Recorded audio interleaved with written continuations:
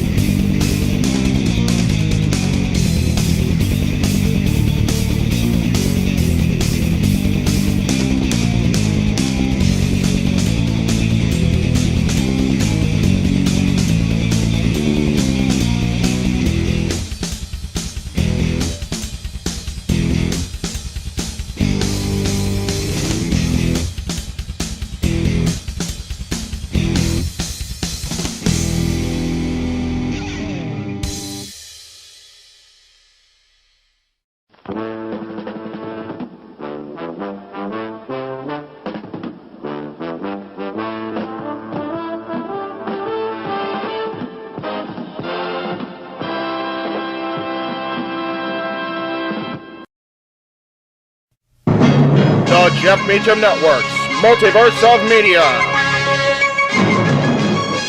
For over 15 years, the recognized symbol of excellence and the standard bearer in coverage of sports and entertainment.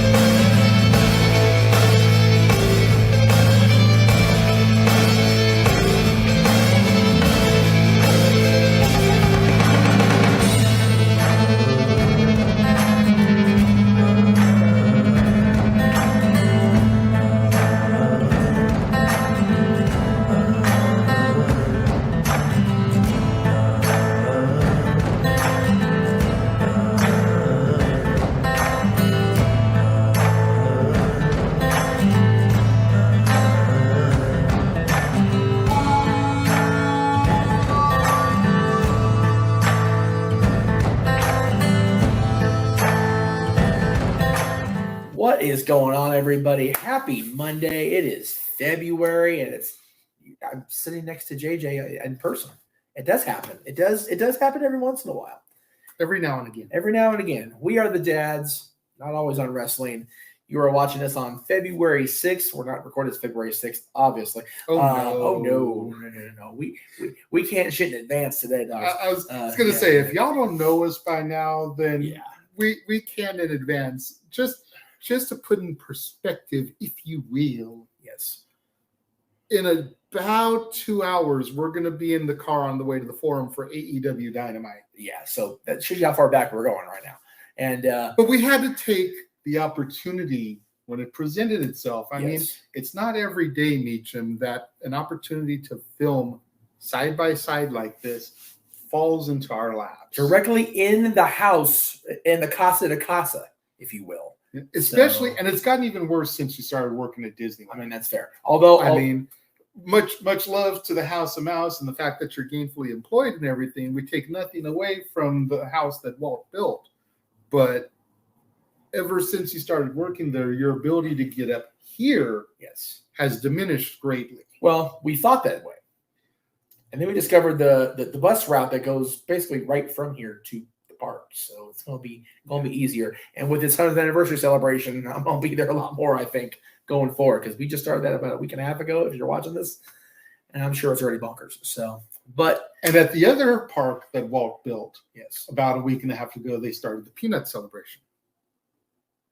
Well, that's true. They do. That's true. They do.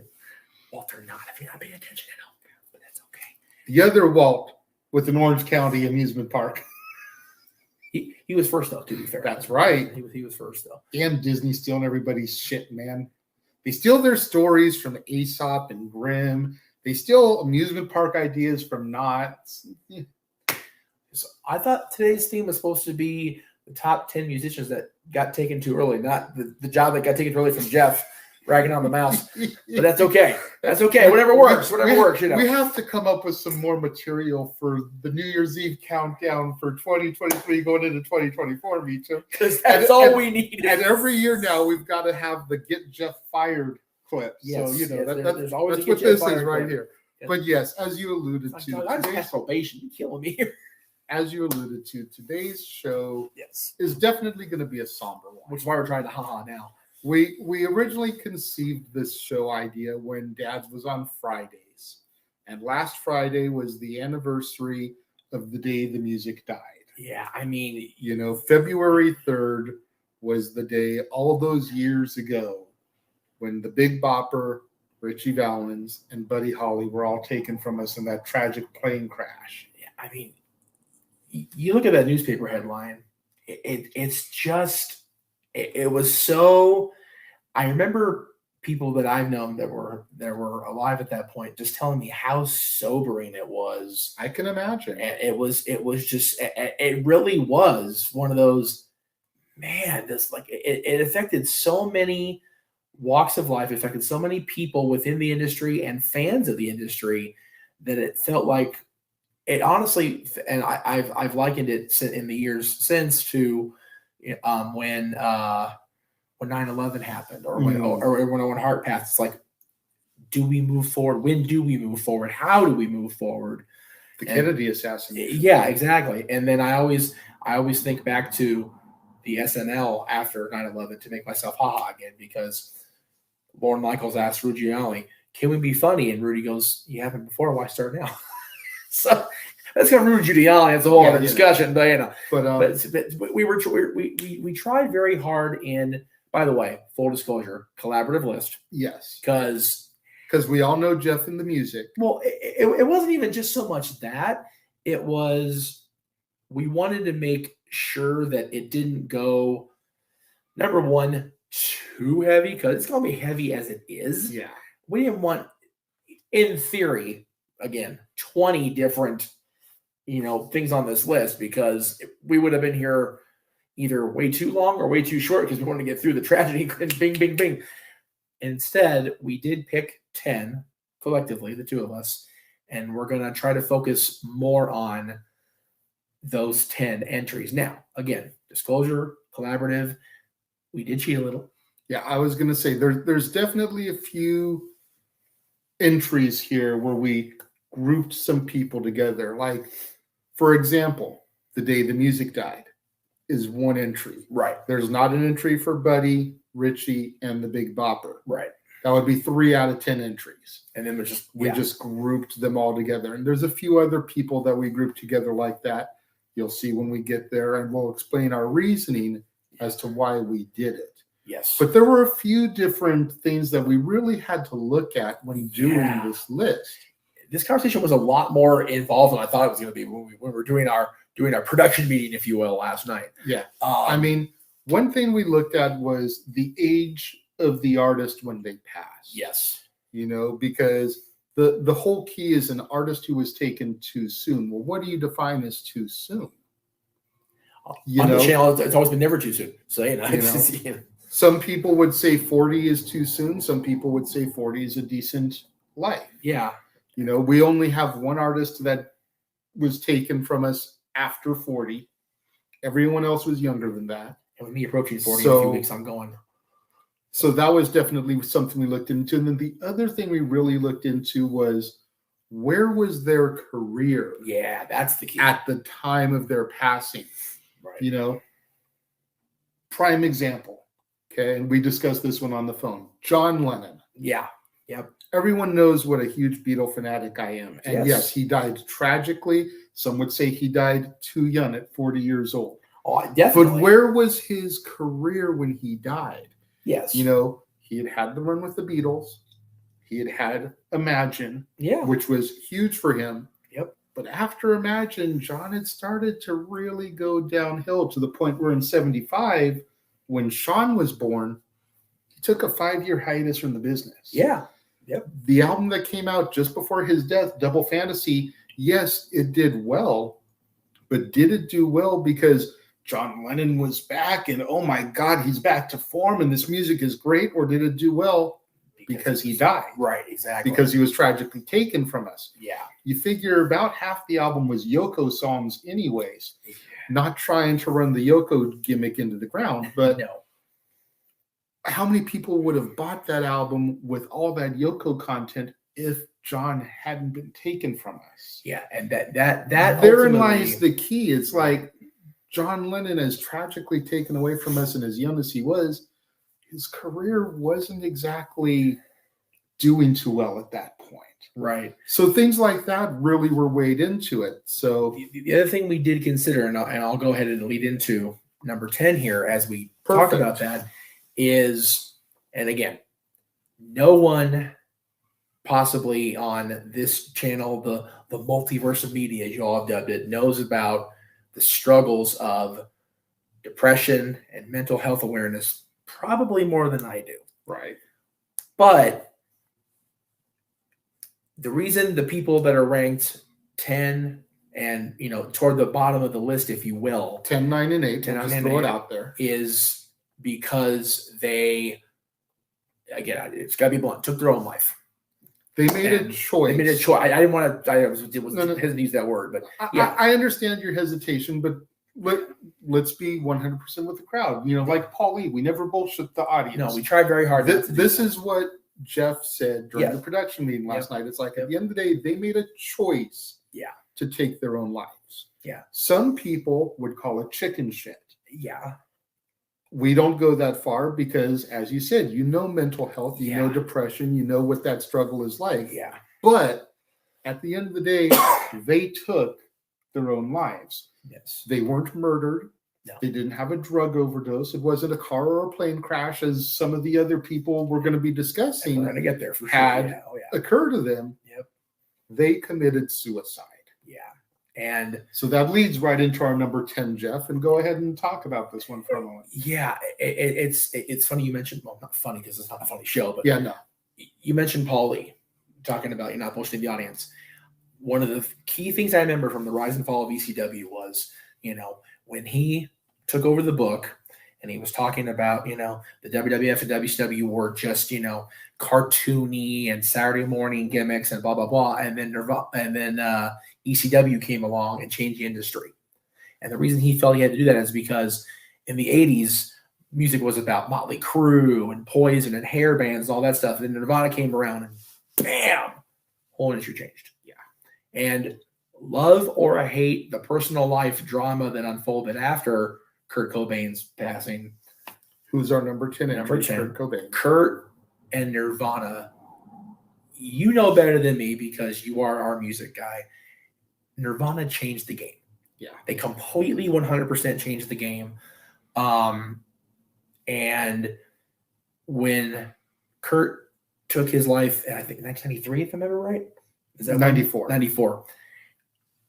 It could be argued that Nirvana had maybe not peaked 100%, but they were starting to see the top of that mountain and able to look over the horizon and go, okay. I definitely think they had plateaued There you go. by the time Kurt took his own life, because you figure their debut album, Bleach, had moderate success. It wasn't really until Nevermind, their second album, which Smells Like Teen Spirit, that they blew up and entered that stratosphere. They did. Yeah. And then they had In Utero, which didn't quite achieve the same level of success as Nevermind did, but it still did respectable. Yeah. And then by the time their Unplugged album came out from MTV Unplugged, the show they did, Kurt had already taken his life. Right. So at the end of the day, they had 3 albums and a live album during Kurt's time. And you could argue that their Unplugged took them back to that level that Nevermind did because of songs like The Man Who Sold the World, which was a David Bowie cover. Yep. The Unplugged version of About a Girl, which was some of the other songs. God, yeah.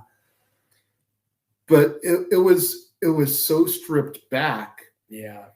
And much like another artist we'll talk about later, it reminded me, and I'm sure a lot of the other fans who are Nirvana fans, how beautiful Kurt's voice was. Yeah, yeah. Now, once Kurt died and he took his own life the way he did, there was that, oh my God, they're the greatest of all time conversation. Yes, exactly. And I've told the story numerous times at home, on the channel and stuff. Yep. I remember after Kurt took his life, MTV used to always, over the 4th of July holidays, show the top 100 videos of all time. Yep. And for years, Thriller was number 1. No ifs, ands, or buts. No, there was no discussion. No discussion. The year after Kurt's death, Smells Like Teen Spirit was the greatest video of all time. And it was like, and it stayed there for close to 5 years. Yeah. Before people were like, okay, it's time. Yeah. Thriller went back to number 1. Teen Spirit bumped down to number 2. Right. And no. Nope. It's one of those things that only happened because of Kurt's untimely death. Yeah. And it's the same argument I always come back to with Heath and the Joker. Did he get the Oscar because his performance was so great and he deserved it? Did he get the Oscar because of his untimely death? And from a subjective point of view, it's like, well, of course he did. But when when we try again, I think this show this week is going to be the most that we ride that subjective line like a friggin' show pump. Absolutely, because there were some people where I completely co-signed where Jeff was coming from as far as the take their own life thing, and then there was one which we'll get into in a little bit when I was like, yeah, but. And we did. We yabbled over here for about 10 minutes. We definitely had to try to ride the line because we're not just giving our own individual lists where we can be subjective. Right, exactly. We're coming together, like you said, being cumulative, so we have to be objective. Yeah. So that is our number 10 entry, and the reason behind it, Kurt Cobain. Yeah. Coming in at number 9, full disclosure, is the frontman for a band that I never really cared for. Right. Okay, never cared for may come off as harsh. I never got the hype. Yeah. Okay. Yeah. I mean, and it's funny because they're Long Beach natives and I'm from Long Beach. Right. We're talking about Bradley Knoll, the lead singer of Sublime here. Right, exactly. And I knew a few of their songs. Yeah. Growing up in college, Smoke Two Joints was on the Mallrats soundtrack. Yep. Obviously, their song Date Rape was a big thing for numerous reasons. We won't go in depth on that. But then their self-titled album, Sublime, came out, which was arguably their biggest album to date. Oh, yeah. It had Wrong Way, it had What I Got, it had Santeria, it had Summertime. There were a lot of big hits on this album. But again, was it a big album because of Bradley's untimely death? Yeah. Or was it a big album because they had done the grunt work to get to that point? Exactly. And subjectively, I probably would have flip-flopped these and put Bradley at 10 and Kurt at 9. Yeah. Objectively, whereas Nirvana, I feel, had kind of plateaued. Yeah.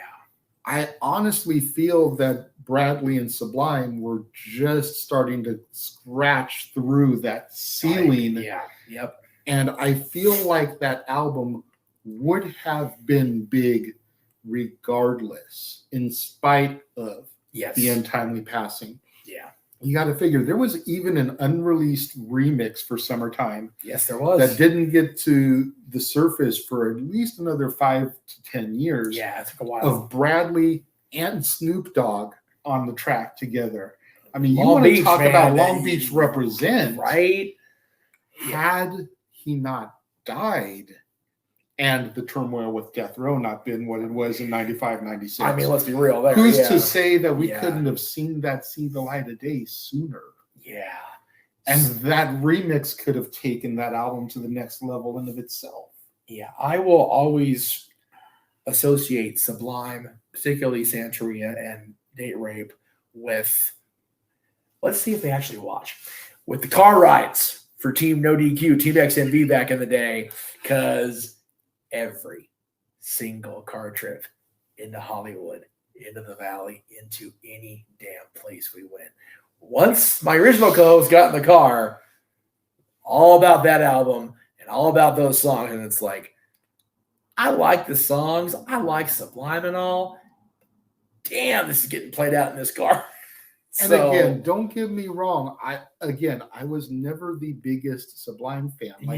Those songs that I named were about the only ones I could really tolerate and listen to. Exactly. And they had a cover of The Pawn Shop. Which was good. Down here at the pawn shop. That one was all right too. Yeah.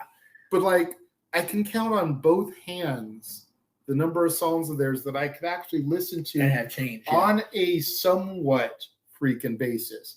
Not even looped like we've been listening to Judas getting prepared for tonight at Dynamite. Yes. So tonight as we film this. I was going to say tonight, which was 4 weeks ago now.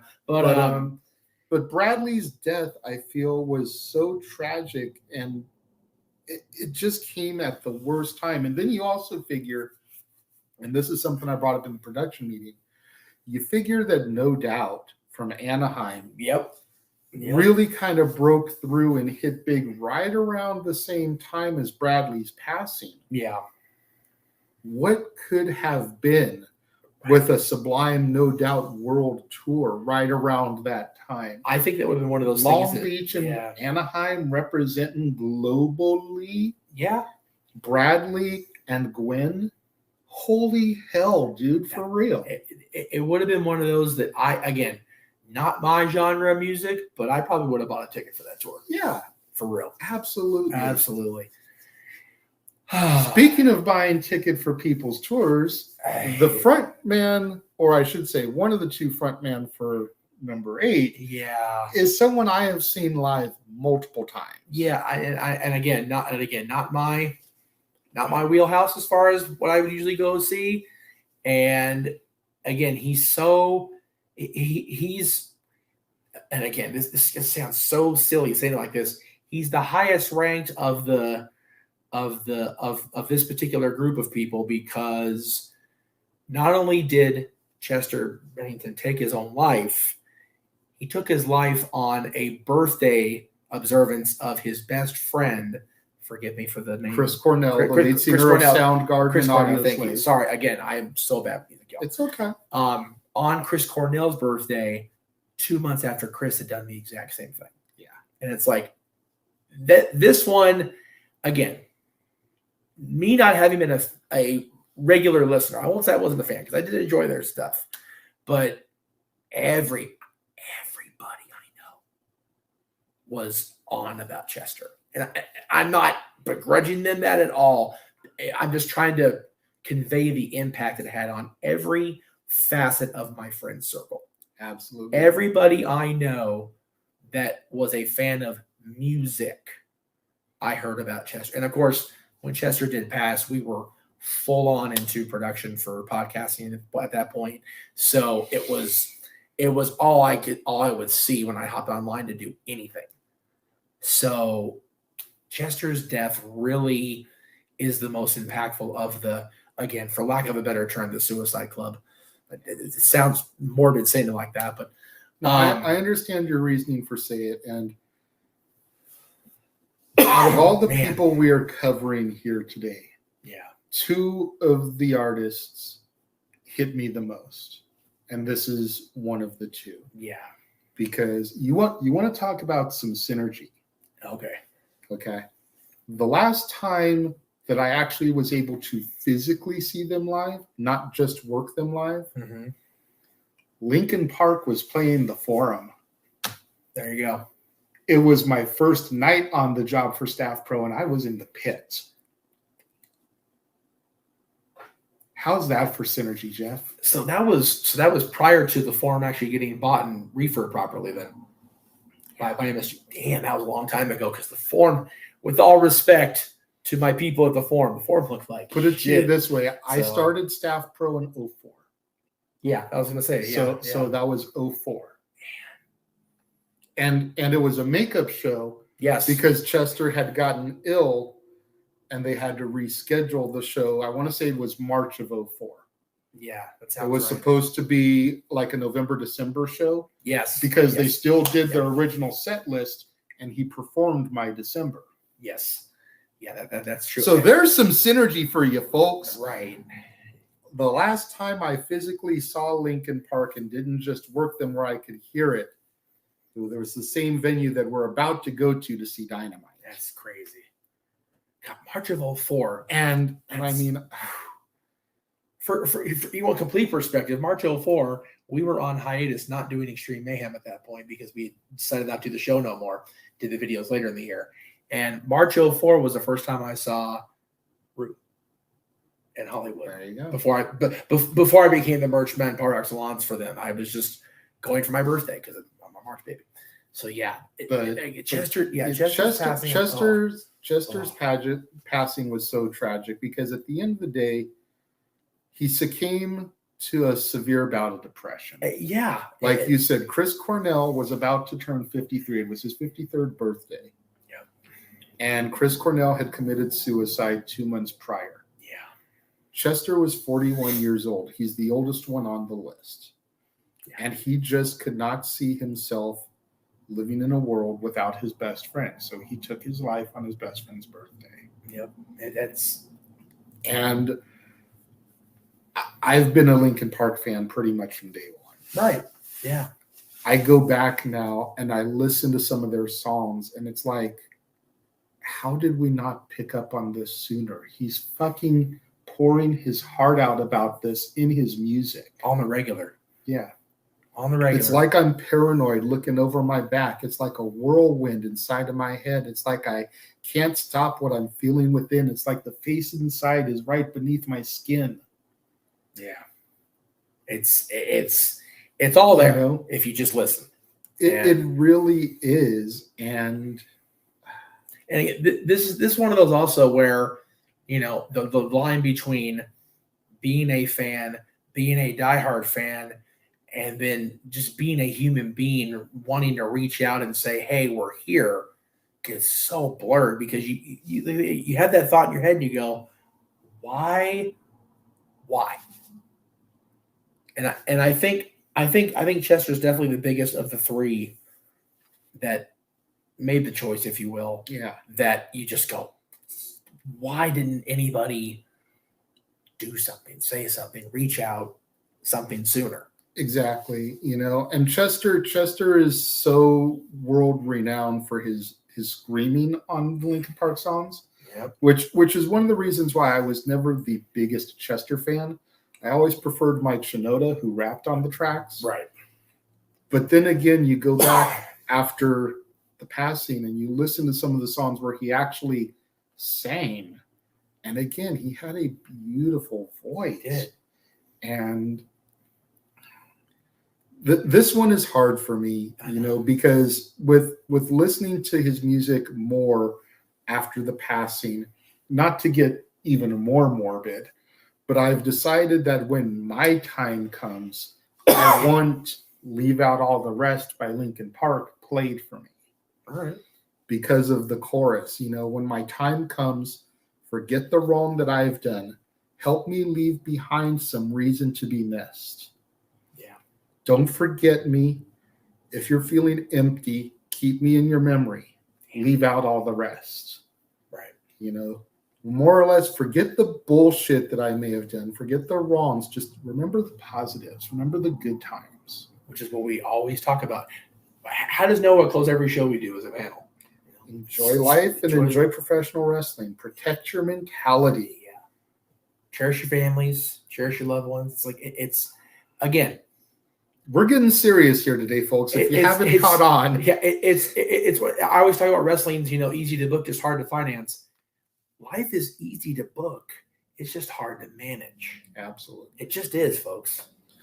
All right. Moving on from Chester. For the love of God. Yeah. Lord Almighty. Okay. So our next pair at number 7, by the way, full disclosure, is a pair. This is one of the ones we grouped together, and I grouped them together because they passed within a couple years of each other. Yeah.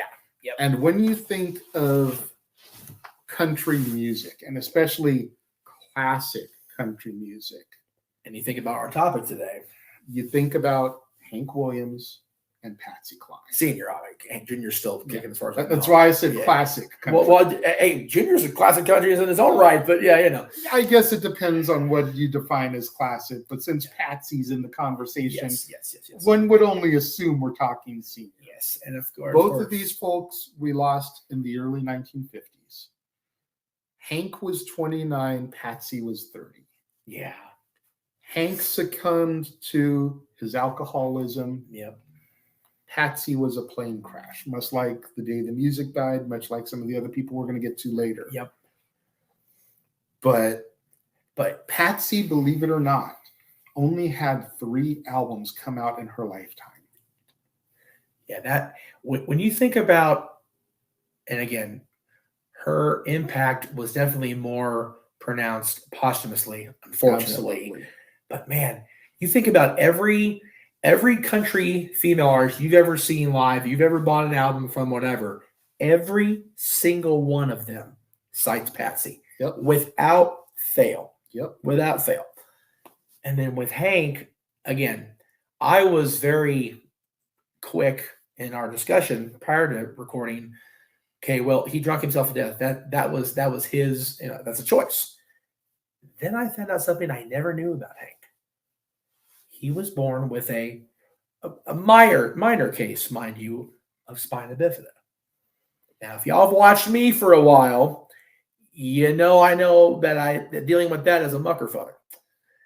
So while the choice was still made originally to partake in the booze, I kind of can understand that level of pain going through your spine on the regular.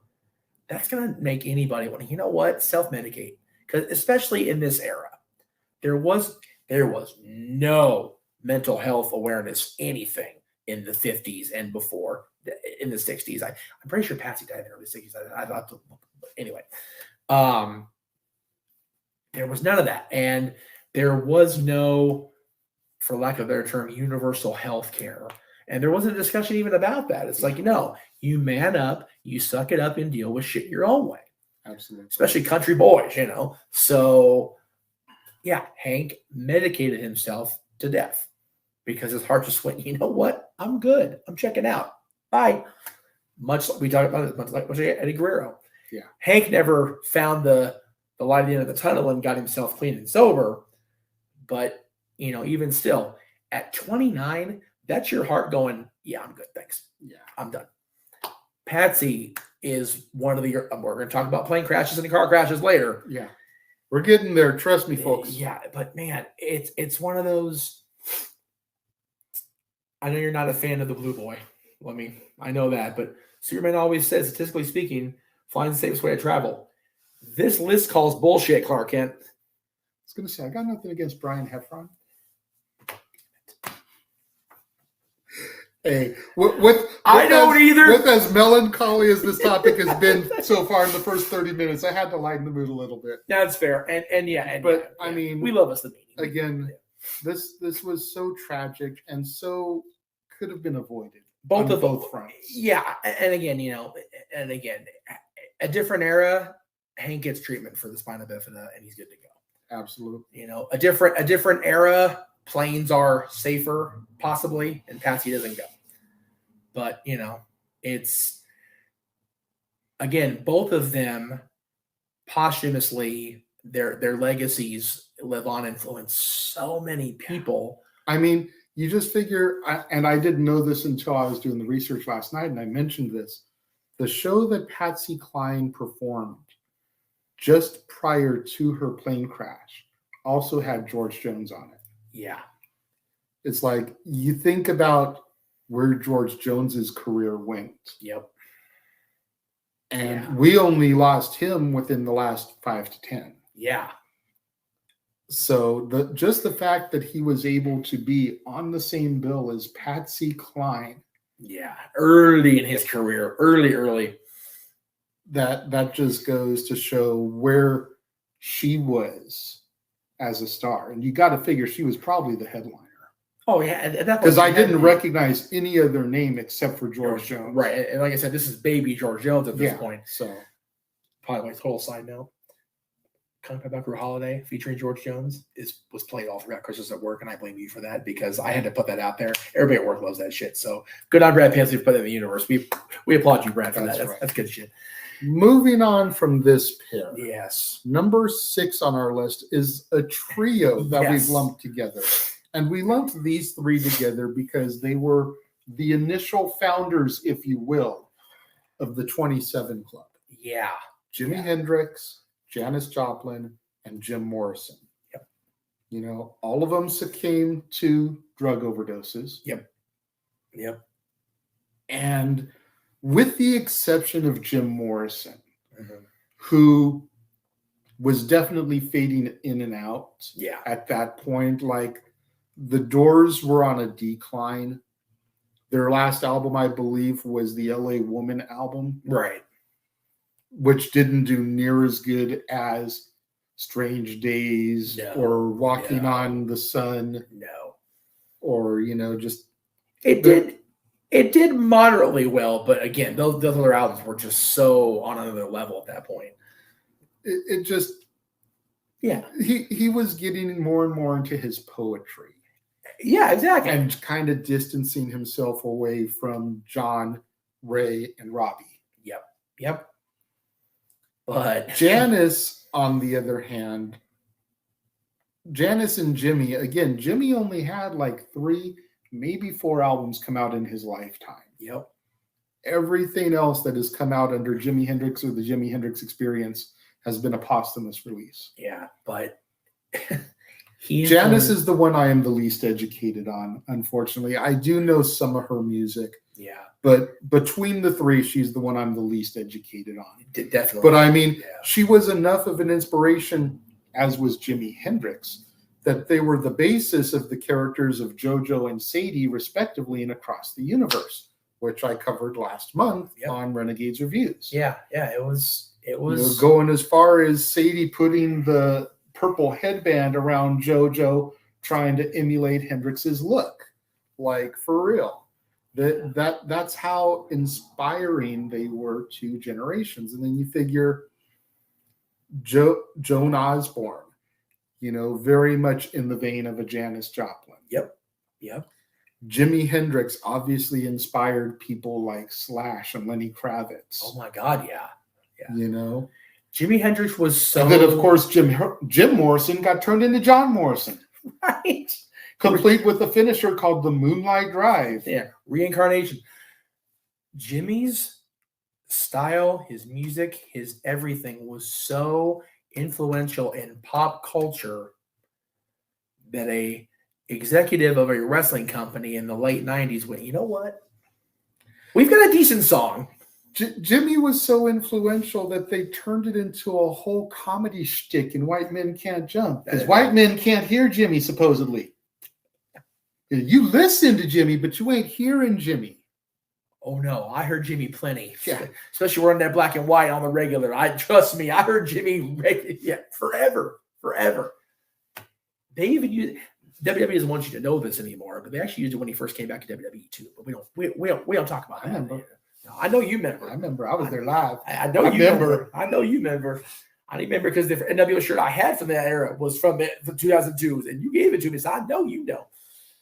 Yeah, but again, these three are just so. Again, the 27 Club. You talk about the founding of the club, which is again not exactly a club that you want to join, and thankfully we made it past that point. No kidding, right? But I think these three, even if they hadn't passed as early as they did, I think they're still talked about because they were all so unique in their own way. Mm-hmm. They were part of a era where everybody had to be themselves, had to be unique to stand out because there were so many kick-ass acts in that era of music that you had to stand out or you were going to get lost in that, okay, put them on the Sunset Strip shuffle. Have them open for fill in the blank here at the Whiskey or, wherever. Because you want to talk about open for fill in the blank. Jimi Hendrix's first major exposure in America was the opening act for the Monkees. You talk about different. And he got booed off the stage. Yeah.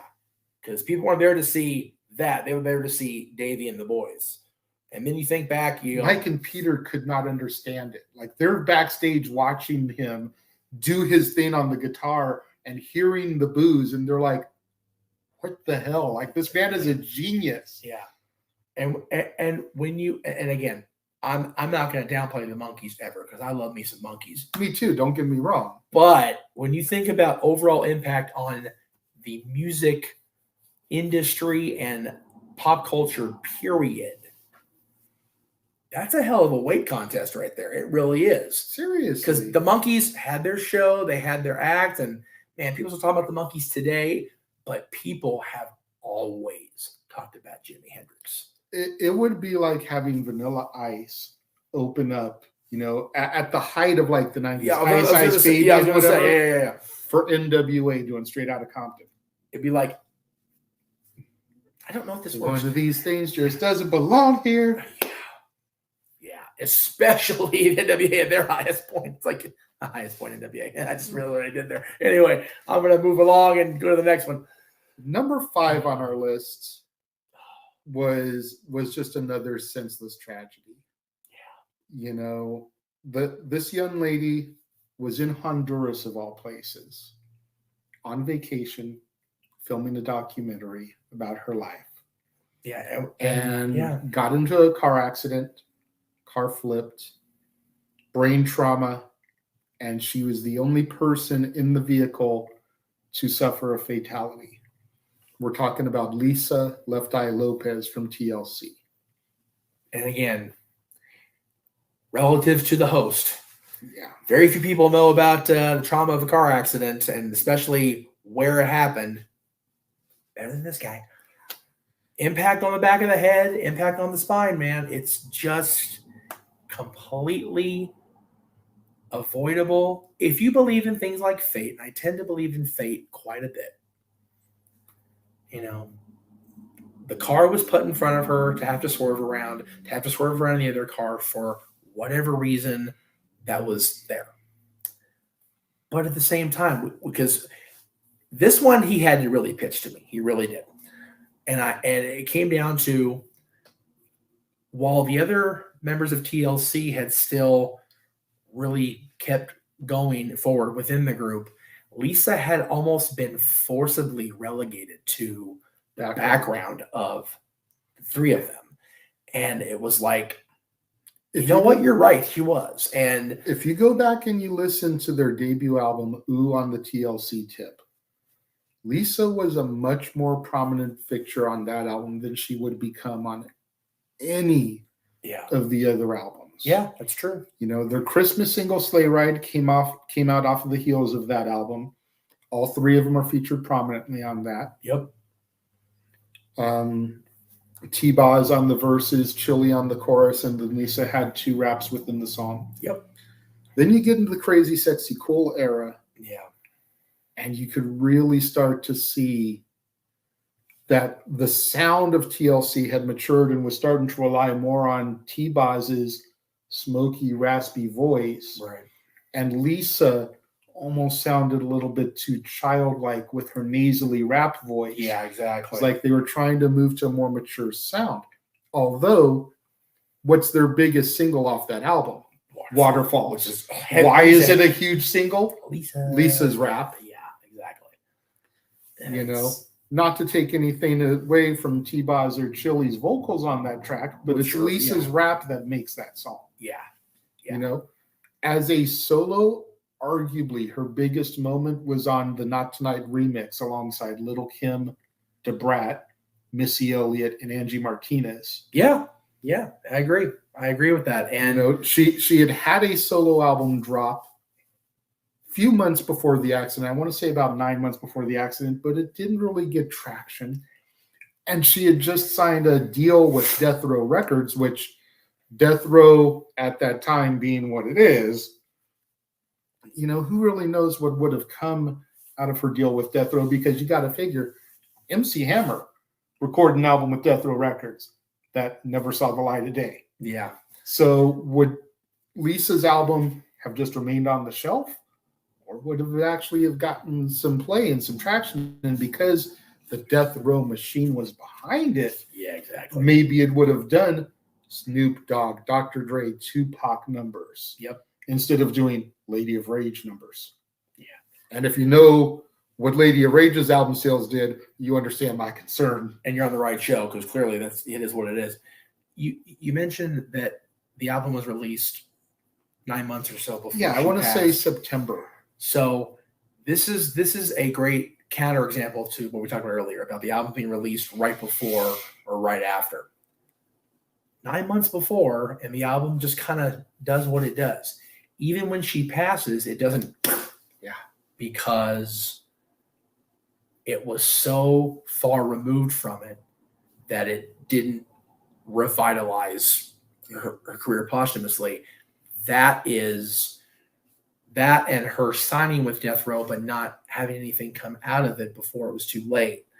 That is the tragedy. And that is why she was, in our opinion, taken too soon. And that's why she's as high up on the list as she actually is. Yeah.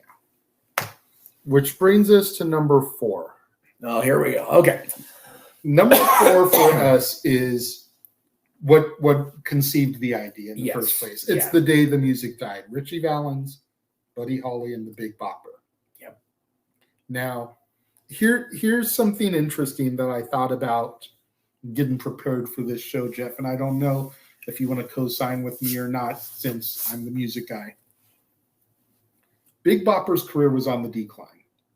He was on this tour to try to generate a little bit more buzz with the other acts. Agreed. Buddy Holly's career had plateaued. He was not going up from there. He was on same level he was on, probably was about to start becoming the decline. But out of the 3, he was arguably the biggest name.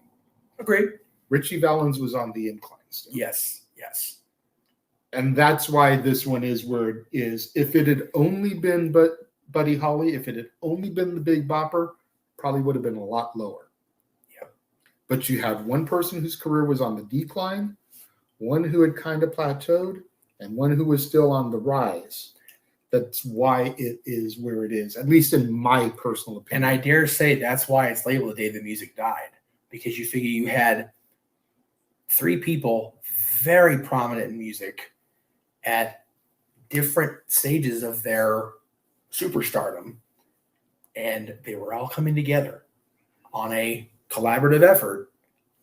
And then fate said, nope, not today, and took them all out at once. That's not the day the music died. That's the day the music screeched to a freaking halt against a wall. I mean, really. That sounds, morbid saying that with a plane crash and everything, but that's music having to go, oh shit. Yeah. Like the entire industry was like. And just to further my point, as far as the Big Bopper goes, you figure there's a movie called La Bamba about Richie Valens that ends with the plane crash. There's a movie called The Buddy Holly Story that ends with the plane crash. That's all about his rise and success. Yeah. Tell me the name of the Big Bopper movie. I'll wait. Say by the bell the movie. Yeah, No? No. Different Big Bopper? Yeah. Oh, okay. There isn't one. With all respect to Dennis Haskins, because we love Dennis on the show. But There isn't a Big Bopper movie, is No. my point. Because unfortunately, no respect to the man, Chantilly Lace is a great song. Yeah. He just didn't have the lasting legacy. This is going to sound fucked up. Forgive me. The only reason he's remembered in the same way that he is because he was tragically taken along with these 2 other men. Which is why. If the Big Bopper had been on that plane alone, it wouldn't be as big a deal, I don't think. And again, that's fucked up to say. But I do co-sign Stop me on where it. I'm wrong. I do co-sign on it, and I dare say, we talked about this, how can the topic generator be number 4? That's why. How can the topic generator be number 4? Wait till you see who we have as I was going to say, just stay tuned. Jesus. I mean, you if you're really an intelligent individual, and we know our fans are, you should be able to figure some of these out. Yeah. But yeah. Considering our age bracket, considering our fandom of music and pop culture, we're getting a pretty good idea you know what's about to come out here. So anyway. But I mean, the day the music died, you want to talk about the lasting legacy. I mean, there's always the Don McLean song. Yep. American Pie. Yeah. Yep. There's the 2 biopics that I just mentioned. Yep. Starring Lou Diamond Phillips and Gary Busey, respectively. Yep. And then you figure the Don McLean song got turned into a parody by Weird Al. I was going to say that there's very few honors, despite belief of some to the contrary, in music than getting parodied by Weird Al. And that song was so popular. And you got to remember, Weird Al, he's no dummy. He released the parody, which was about Star Wars, essentially, when Phantom Menace was released. The saga begins. The saga begins. Thank you. And man, I know because you are, every Star Wars fan 99 was going, oh my God, oh my God, oh my God, about everything Star Wars. So Weird Al puts out a Star Wars song. This guy's losing his mind over here because he loves Weird Al, and Star Wars was definitely on the list. So, but Weird Al already had the song penned. Yep. Based off of internet rumors and storyline spoilers that had been circulated on the infant internet. Yeah, baby, yeah. To the point where he paid, I want to say I heard the sum was like $50,000 for a ticket for a preview screening, just to make sure that his lyrics were factual and not completely bullshit. Yeah. And for a lot of people in, I don't know about our generation, and again, you and I are still a few years apart, even back then it was, it's 6 years. It is what it is, or 7 years, excuse me. But for a lot of us, that's where we first heard that song, or that melody was The Saga Begins. Then you go back, what did he parody off this one? You go back and go, man, American Pie is damn pronounced. That's a damn good song. And you think about it, then you go back and research the story and you go, oh, fuck. Yeah. So it's one of those 6 degrees of Kevin Bacon. But when you get there, it's like, this is why this song is so good, because the original was so good. And the original was so good because the feeling was so real. Raw emotion. Again, Because Don McLean was a child when the day the music died happened. yeah. So he's literally pouring his heart out from firsthand experiences. Yeah. And you and I have both gone around this so many times over the years. There is no greater emotion to tap into when you're talking about presenting any sort of entertainment, thing with wrestling or video or anything, than when it's just pure and raw and in the moment. And when you're a kid and you're a fan of just straight up music, and that part of your innocence, that part of your childhood is ripped from you so forcibly, you're just, wow, there it is. And that's what Don did. And there's a reason for it. But again, it is only number 4. Okay. Robert, You want to take the lead on this one, or do you want me to? I will take the lead only because I want you to bring it home, because I know you can better than I can. That's fair. And I probably can take the lead on the next 2 a little bit better also. So go ahead, sir. So again, I am, with all respect to everybody that's watching and everybody's ever watching, I'm the whitest dude in the fucking room. Okay. But even I, as not a fan of the genre as I am or was back then, still to this day felt and feel the impact of the, if you really want to go down the rabbit hole of words, murders, Tupac Shakur and Biggie. Man, this was so a part of everyday news. This was a part of everyday life if you were, especially living out here in LA or back, where New York. in New York, man. It was on the news every day because there was always something coming out about the latest development in the murders and the killing. It just was everywhere. Y'all that grew up, and we grew up, bitch about the OJ trial being on every day. Y'all talk about, stuff later on that was covered by the news ad nauseum, and especially nowadays media. Go back to when Tupac and Biggie died. Mm-hmm. If you can find in your area, especially if you're an LA or a New York person, if you can find one news broadcast, like the nightly news in your area, that didn't have at least a little snippet about Biggie and Tupac, you a liar. Because it was all over the place, because it was so tragic, number one, so unnecessary when you really strip it down.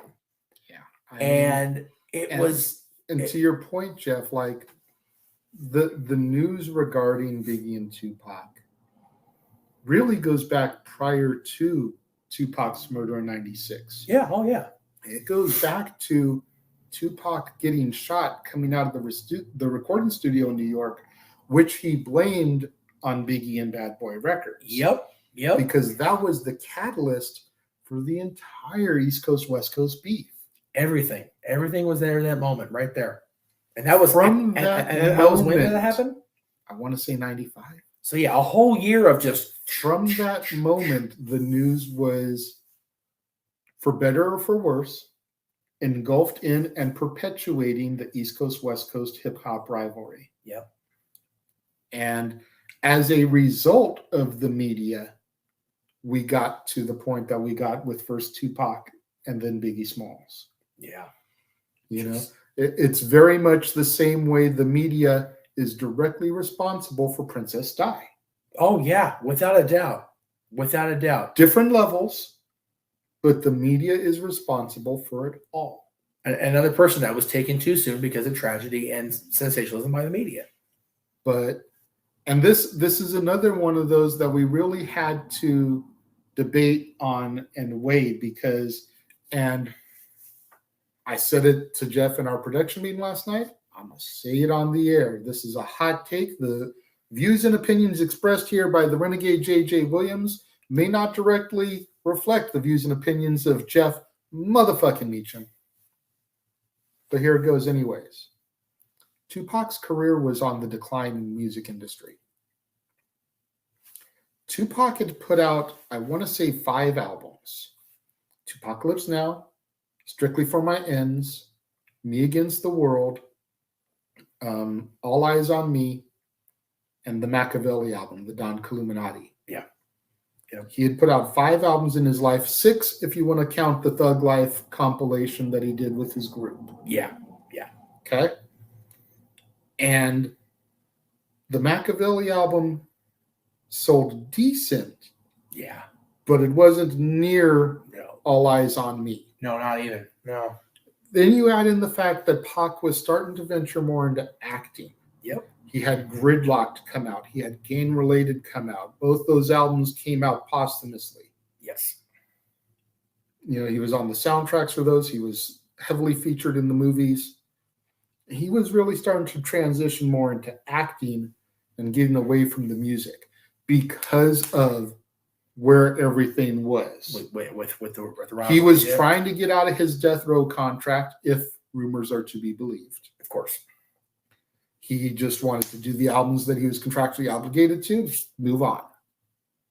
So if you believe that rumor, he was trying to get out of the situation, man. He was doing what he could to get out. Ugh. And I mean, you look at if you really take a look at the image that we used for these two, and I'll throw it up again right here. Pac and Biggie at one point were the best of friends. Yeah. So Pac's career musically, I feel, was on the decline, whereas Biggie's was really just starting to blow up. Yep. He had Ready to Die. Yeah. Life After Death came out a week after his death. So he really only had 1 album come out in his legitimate lifetime. Yeah. 2 if you count his work with Junior Mafia on their album Conspiracy. Right. But you look at what numbers Life After Death did with Hypnotize, Mo Money, Mo Problems, Effing You Tonight with R. Kelly, Going Back to Cali, Sky's the Limit. And again, and then you think about the tracks that Biggie is on that made it to the Puff Daddy and the Family album, No Way Out, that made it to, Mace's Harlem World, that made it to the Lox's album. If all those tracks had been Biggie's 3rd album, holy fuck, dude. And again, you hear those tracks and how good they were. You do the math. You do the wheels. The hamster starts going 100 miles an hour. Would it have been big, or as big as it became, had he not, passed away? Would these on his own album have been, granted, great tracks, but would it have been the continuation of his rise? We'll never know, unfortunately. Yeah. Because of this bullshit. Would Biggie have transitioned into acting? Yeah, exactly. He had done a couple of guest spots on TV shows. I want to say he had an appearance on Martin or something. Yeah, for sure he did. Yeah. But I mean, he was just really getting his feet wet because Bad Boy, unlike Death Row, was really trying to sprinkle the love around to their artists. Yeah, they were. Yeah. Puffy he got Craig Mack's album going. He got Biggie's album going. He got Faith's album going. He got Total's album going. He got 112's album going. Yep. He got Mace's album going, instead of just focusing on the same 2 artists and shelving everybody else. Yeah, exactly. And that it's such a pronounced tragic, unnecessary thing on so many levels. And to this day, you can't go, down the Venice Beach boardwalk into those shops without seeing some sort of shirt that's got Tupac and something memorialization. It's like, okay, like, and we're 25 years, almost 30 years past their death. It's crazy. It's crazy that you think about everything that happened in our wrestling fan lives in 1996, and just how crazy that, I mean, granted, not for you necessarily, but you turned 20 that year. You went out of your teens. I just started mine. I turned 13 in 1996. So our lives were still so very much shaped by the media and the music we consumed, and the television we consumed. I mean, think about this for a second. We got the boyhood dream of Shawn Michaels coming true at WrestleMania. Yep. The birth of Austin 316. Yep. The debut of the NWO. Yep. The debut of The Rock, and the death of Tupac Shakur in the same year. Yeah. Think about that. Oh yeah. Yep. It's crazy. It is. And again, I talked about this a lot last year with the whole, not 2007 and 2007, 2002 being, anniversary years for me because of, 15 or 10 or whatever, or 20, excuse me. But man, 96 doesn't get near enough love from me like it should have in 2021. That's 100% my bad.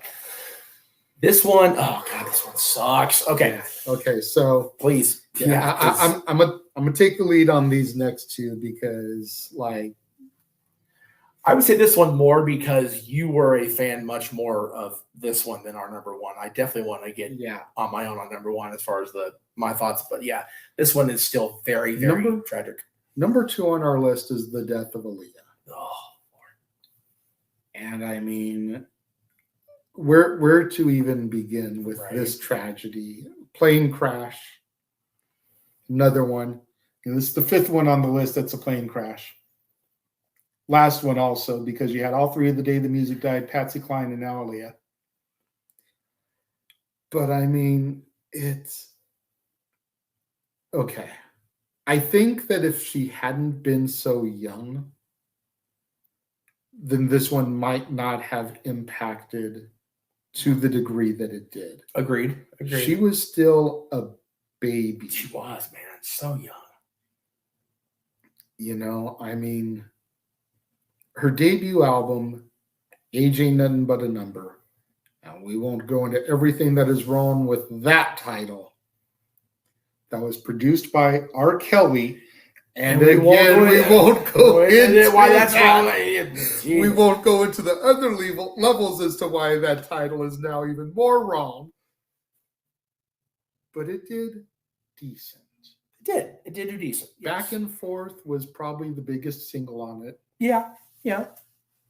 It kind of scratched the surface. It kind of got that little, the water was starting to bubble. It was good, not great. Yeah. The water came to a bubble. Okay. With the pot here. Yeah. Post that album, she got together with Timbaland and Missy. Yep. Did her second album, One in a Million. Which was good. Which was phenomenal. I mean, we're talking like the title track, One in a Million. We're talking If Your Girl Only Knew. We're talking, God, I'm blanking on some of the other songs right now, but just some great ones on that album. Now the boil is coming to a roar. Yeah. Oh yeah. Like you can see there's something special here. The pieces are coming together. Yep. After that album, you had Are You That Somebody from Dr. Dolittle. Yeah. Which arguably one of her biggest songs. Oh yeah. Period. Oh yeah, absolutely. Then came Romeo Must Die.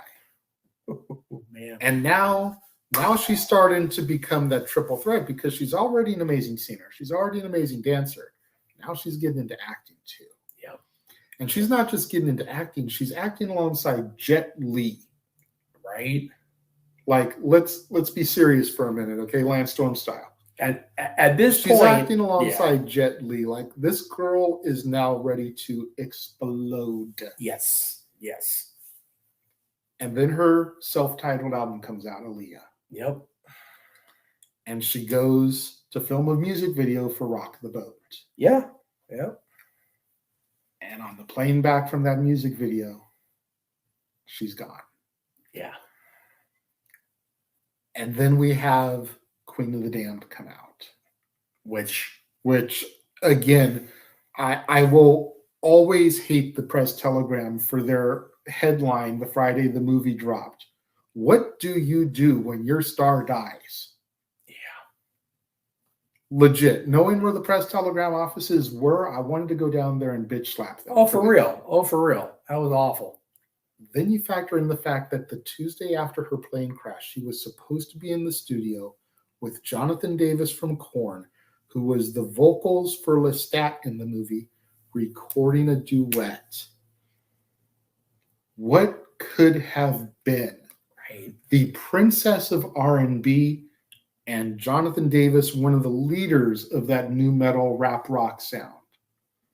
Like, holy hell. That album would have been even, and again, successful in large part because of Aaliyah's passing. We're not even going to try to front. But man, if she survives, or she didn't have a plane crash, let's not. Yeah. There's no plane crash, and they recorded that duet. That album rockets. Just genre transcending.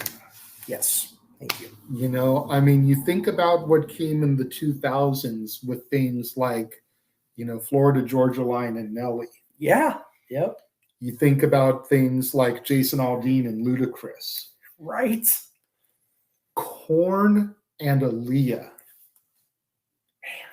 Oh, For real, for real. This is high up here.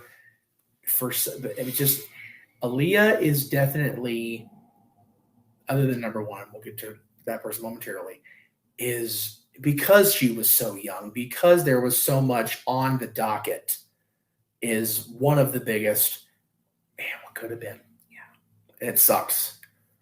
I actually have one of those "Where were you when?" stories for Aaliyah.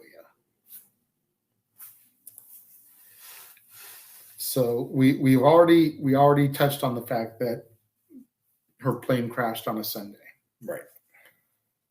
The Monday after, I'm in Bert Grimm's tattoo parlor getting my Negaduck done. Oh, man. And the news is all about the plane crash. Wow.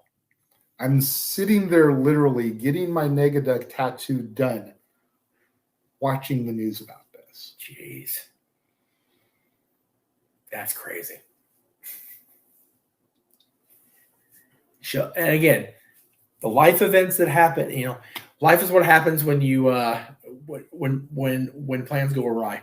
You know, it's you had that booking, you were doing your thing, and it's like, oh, well, now I get to sit here and have to deal with watching this because I can't turn or move because I'm getting ink shot into me right now. Oh, that's fucked up too. That's bad. Oh, I can't imagine being stuck. And I can only mildly relate because of the story I told 100 times about 9/11 and being stuck recovering. It's like, where do I go? Can't go outside because I'm not allowed to be outside having my scars exposed to air. Can't go away from TVs because everybody's got their goddamn TV on. What do you do? So, As tragic as number 2 was. let me get comfy. Oh, Lordy. Okay. As tragic as number 2 was, the most tragic, untimely passing that we agreed on, and there was really no second guessing for us. No. When we began the production meeting, Jeff said, it's between this and Biggie and Tupac for me. Right. And when I said mine, I said it's between this and Aaliyah for me. And we went, okay. And this is Selena. Yeah. Selena Quintanilla Perez. Again, not being a multiverse, music person in 1995, 1994. Same. I was not exposed to Selena's music at that point. Same. I did not become exposed to Selena's music until after the tragedy, when the Dreaming of You album was finally released, which was supposed to be her huge English language debut. Big crossover. Yeah. And at the end of the day, had half an album of Spanish language tracks because it wasn't able to get finished. Yep. I only really got first exposed to it because of the movie with Jennifer Lopez. And again,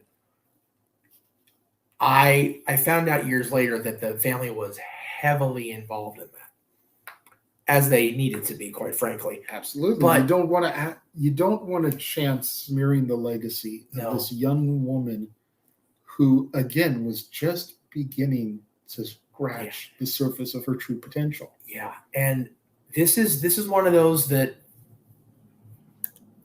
had John Lennon's career been back on the rise or maintained how it had during the Beatles era, it's the same story, dude. More or less. The fan club, I mean again, instead of just a random fan on the street, it is the president of your fan club. Yeah.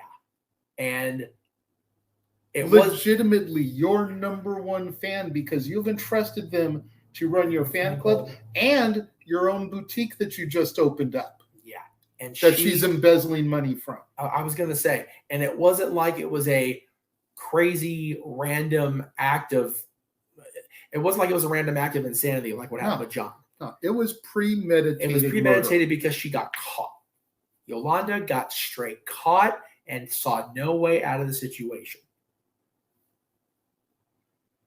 And and again, this is going to sound cold as ice. The true tragedy is she's not on the list and Selena is. Because that should have been the tragedy, was her, her making the choice that she did not make. And again, that's just that sounds very cold of me, but just think of, again, like you said, the English crossover album was gonna be right there. And just so much senselessness in this. A young bride, a young daughter, talking about starting a family with Chris at that point. Yeah. The album was going to come out. Everything was cooking. Selena was poised to do for Hispanic music, Latin music, the cumbia rhythms that she was the queen of. Yeah. What Shania Twain did a couple years later for country music. Yeah. Oh, yeah. What Taylor did even more prominently in the 2000s, Taylor Swift. Yeah. Selena was on that cusp. She was on the trajectory, for major crossover success. Yeah. And having gone back and listened to her and play her albums and just listen to her, like, just such... When you watch the movie and you see all the shit that the family went through and she went through and everything, she still maintained that aura of innocence and just pure talent in everything she did. And it's just wrong that this happened. And I'm gonna say this to you, dude. If you enjoy the movie that much, you need to go and watch the Netflix series. Yeah. Because the Netflix series about her, the mini series, whatever. Yeah. So well put together. Yeah. And one of the things that I like the most about it is that they put subtitles up during the music. Wow, that's good. So while I've never been a Spanish speaker, I have no idea what the hell she's saying through most of her hits. Yeah. There's a translation on there so that you can at least get a feel of what the message of the song is that she's singing. Yep. And I thought that was so good on Netflix to do that, because for someone like myself who never learned the language, barely can even speak conversationally. If we're being honest, I took it in high school. I know a few words here and there. Yeah. But to be able to hear the lyrics and the melody and to be able to read, even if it's just a loose translation of what it is that she's conveying in her message in the song, made it that much more beautiful. I was going to say, you know what's poignant about what you just said? The fact that I didn't know that about the Netflix series, and I've listened to her music over the years. I didn't need to know what the words were. It was just that beautiful and that. I mean, don't get me wrong. Her voice and the songs are beautiful on their own, but when you can actually read the lyrics and get an idea of what it is she's saying, I mean, I'm not trying to make light here, but for all we know, she could be singing "I'm gonna gut you like a fucking hog" Well, yeah, as yeah, she's yeah. singing her song, and just Yeah. because of her voice, Yeah, and the we don't melody know. and everything, it Yeah, sounds it's- so elegant and beautiful. Yeah, well, I You know, just- I'm going to slit you like a tauntaun and shove you inside. It's like, Yeah, oh, it's- okay, Selena, like, obviously that's not what she's saying. right. Let me just make that 100% clear, but she could be saying stuff like that and you've Yeah. got no clue. How often? So being able to see that, just like, Yeah. oh, wow, okay, that is the emotion she's trying to convey in these songs. Right. Trust me, I've bitched to you about this more than once between where I live and where I now work. And, well, not anymore because the kitchen radio got shut down. Thank God for that blessing. But how often do I bitch about the fact that, I think this style of music would be so much better if I knew what they were saying. Every time I go to the old neighborhood, it's like, this would be a lot easier to deal with driving down the street and listen to it blast across, stereos if I knew what the hell they was saying. But Selena, again, good on Netflix for that. But this one, by far, is the most senseless, unnecessary tragedy of somebody in the music industry that was just taken to. And let's be blunt force trauma about this. She was forcibly taken at somebody else's will. 100% wrong. This is one of the, and again, this is going to be a hot take. I'm probably going to get letters for this. If we were in a letter writing era, which we're not, we're in the tweet. I'm going to probably get tweets about this. Let me be more modern and contemporary. Every time I hear about Yolanda coming up for parole, I feel like I feel about the man's family coming up for parole. Like, no, 100% no. It's the same way I feel when I hear Mark David Chapman is coming for parole. Absolutely not. Absolutely not. For life. For life. You made a choice. Every one of them made a choice. A man's family. Every single one of them. Crazy or not. And if you really want to, Yolanda was not on the surface crazy like the Manson family, like Mark David Chapman. She made a conscious choice. And that's what it is. Anyway.